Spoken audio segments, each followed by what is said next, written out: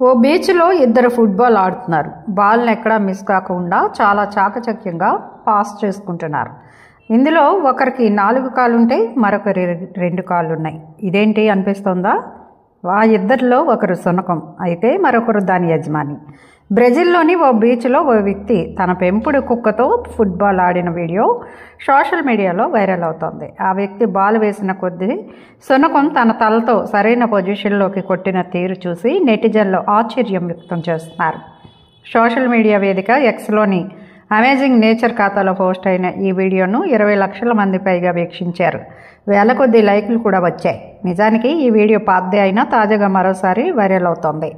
మా వీడియో కనుక మీకు నచ్చినట్లయితే లైక్ చేయండి, షేర్ చేయండి, సబ్స్క్రైబ్ చేయండి.